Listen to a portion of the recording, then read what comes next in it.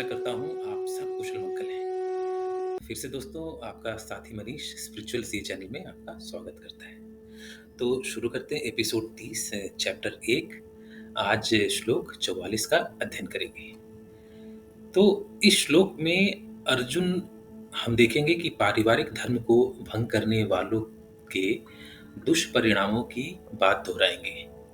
तो अर्जुन की गाथा अभी चल रही है, वो व्याकुल है, शोकाकुल है। और इस श्लोक में दो आदर्शों की बात करेंगे और दोनों ही बिल्कुल ही विपरीत हैं। तो एक तरफ जो आदर्श देखेंगे वो है दुर्योधन, जो व्यक्तिगत लाभ पर ध्यान केंद्रित करता है, और जबकि दूसरी तरफ अर्जुन जी हैं जो स्वयं और दूसरों के लिए दीर्घकालिक यानी लॉन्ग टर्म परिणामों पर विचार कर रहे हैं। तो आने वाले श्लोक 44 में दो शब्द और तथ्य पर विचार करेंगे। तो पहला है कि युद्ध का समाज पर क्या असर पड़ता है, क्या लागत पड़ती है, यानी कि क्या कॉस्ट है। और दूसरा है कि किसी के कार्यों के परिणाम अभी और भविष्य में कैसे उजागर होते हैं। तो अगर आप पीछे जाएं तो एपिसोड 18 में देखेंगे कि मैंने सोवियत संघ की यानी एक परिवार जो कि यूएसएसआर उसके टूट की बात की थी। और ये टूटने के बाद भी 15 से ज्यादा देश हैं, ये आज भी लड़ रहे हैं। तो प्रश्न क्या है? क्या रूस ने अपने जीत या स्वार्थ की सोची? क्या यूक्रेन जिसका युद्ध सालों से चल रहा है और वे युद्ध के परिणाम को नहीं समझ पा रहे हैं? और देखें तो ग्राउंड रियलिटीज की बात करें तो यूक्रेन के सारे विद्वान, पैसे वाले, समृद्ध लोग देश छोड़कर अमेरिका, यूरोप चले गए। बच क्या गया? टूटी फुटकी फूटी सड़कें, टूटा फूटा शहर और गरीब लोग। तो ये कीमत है। तो अर्जुन और दुर्योधन की बात करेंगे और उसी संदर्भ में यानी द्वापर युग के संदर्भ से हम आज की भी बात करेंगे। तो अर्जुन और दुर्योधन दो भाई थे, और कलयुग में व्लादिमीर पुतिन जो रशिया के प्रेसिडेंट है और वोल्दोमोर जेलेंस्की जो कि यूक्रेन के प्रेसिडेंट है, इनका तो नाम भी एक जैसा ही है और एक तरह से भाई ही हैं, क्योंकि सोवियत संघ में तो ये भाई ही थे, फिर भी लड़ रहे हैं। तो ये सारे सवाल स्वार्थ, और सबसे महत्वपूर्ण है कि मानसिक स्वार्थ। ये एक नया शब्द है, मानसिक स्वार्थ, जिसकी हम चर्चा करेंगे। तो मित्रों, शुरू करने से पहले अगर आपने चैनल को सब्सक्राइब नहीं किया है तो बेल बटन दबाइए और चैनल को सब्सक्राइब करिए। तो चलते हैं श्लोक 44 पे।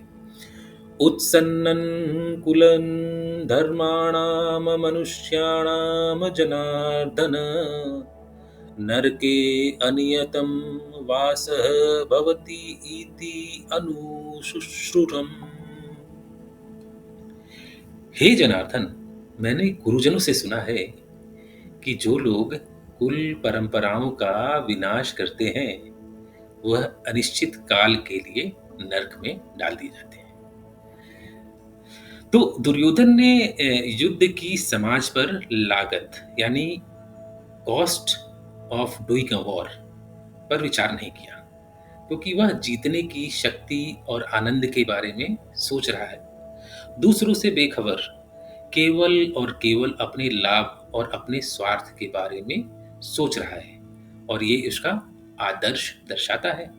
दुर्योधन एक स्वार्थी व्यक्तित्व लगता है और सिर्फ अपने स्वार्थ को देख रहा है। युद्ध से सांस्कृतिक एवं सामाजिक मूल्यों को क्षति, प्रत्यक्ष मृत्यु, अप्रत्यक्ष मृत्यु, व्यापार का नुकसान, अर्थव्यवस्था का नुकसान, भोजन का असुरक्षित होना, सुरक्षा क्षीण होना, स्वास्थ्य और हिंसा, यह सब चिंता करने का विषय है। परंतु दुर्योधन इन सब की चिंता नहीं कर रहे हैं। तो क्यों नहीं कर रहे हैं? और दूसरी तरफ देखते हैं कि अगर हम अर्जुन की बात करें, दूसरा परिदृश्य, तो अर्जुन अपने आप को एक आदर्श व्यक्ति मानते हैं, जो अपने कर्म और कार्यों को, वर्तमान और भविष्य के परिणामों के बारे में सोचते हैं। वो अपने कार्य, अपने आप की परिभाषा में दिखाना चाहते हैं कि वह एक अच्छे इंसान हैं, और वो अपने और दूसरों की भलाई के बारे में भी सोच रहे हैं। तो मेरा मानना है कि एक तरह से अर्जुन अपना स्वार्थ ही देख रहे हैं। वो नहीं चाहते कि युद्ध का परिणाम, उसका काला सच उनके ऊपर आए, इसलिए वो चाहते हैं कि सांस्कृतिक एवं सामाजिक पतन नहीं हो, मृत्यु रुक जाए, व्यापार और अर्थव्यवस्था चलती रहे, भोजन सुरक्षित रहे, जनता और स्वास्थ्य सब ठीक से चलते रहे। तो फिर उन्होंने पहले वीरता और क्रोध का परिचय क्यों दिया था? तो दुर्योधन के विपरीत अर्जुन को इन सब की चिंता है और अपना शायद हित में, समाज के हित में, विश्व के हित में अपना स्वार्थ नहीं देख रहे हैं। तो मित्रों, निष्कर्ष क्या है, कंक्लूजन क्या है? आज निष्कर्ष 3 तथ्य और भाव में देखेंगे। तो पहला निष्कर्ष क्या है? तो वापस आते हैं, मैंने बोला था मानसिक स्वार्थ क्या होता है। तो नया शब्द है मानसिक स्वार्थ, जो अर्जुन के मन में प्रतीत होता है। हम सबके मन में भी कभी न कभी ऐसा स्वार्थ आता है। जब जीव का मनुष्य रूप में जन्म होता है तो वह सिर्फ और सिर्फ अपना हित और स्वार्थ देखता है। तो 84 लाख योनि के बाद जब मनुष्य रूप में प्राणी जन्म लेता है तो सिर्फ अपना हित और स्वार्थ देखता है। तो हम सब कह सकते हैं कि हम स्वार्थी नहीं हैं, लेकिन ये झूठ है। सब किसी न किसी स्वार्थ की धागा में बंधे हुए हैं। तो पहला संदेश है कि मनुष्य यानी हमें अपने स्वार्थ के साथ साथ समाज, प्रकृति का भी ध्यान रखना चाहिए। दूसरा निष्कर्ष क्या है? यह भी एक भाव है। अर्जुन मोहित है अपने परिवार को देखकर। तो परिवार तो पहले भी था। जब दुर्योधन ने पांडवों को मारना चाहा, जब कौरवों ने शकुनी के साथ मिलकर चौसर के खेल में सब कुछ बेईमानी से जीत लिया था, तब भी तो परिवार था। तो परिवार तो पहले भी था जब दुशासन ने द्रौपदी का चीरहरण किया था। और हम ये भी तो कह सकते हैं कि अर्जुन परिवार को सिर्फ एक बहाना बनाना चाहते हैं, वो युद्ध से दूर रहना चाहते हैं। तो शायद एक परिभाषा यह भी निकाली जा सकती है कि शायद अर्जुन एक आदर्श व्यक्ति के रूप में दिखना चाहते हैं। तो ये दूसरा भाव है। तीसरा और अंतिम भाव और निष्कर्ष क्या है? केवल और केवल कलयुग के परिदृश्य में है, क्योंकि मनुष्य पढ़ लिख कर ज्ञानी बन गया है, तरह तरह के मीनिंग निकालता है, एक आविष्कारिक मतलब। और तीसरा भाव यह है कि आज कलयुग का मनुष्य ये भी बोल सकता है कि आत्म देखभाल स्वार्थ नहीं होता है। मतलब क्या है कि self care is not selfish. ये नई परिभाषा है जो कि हम सब निकालते हैं।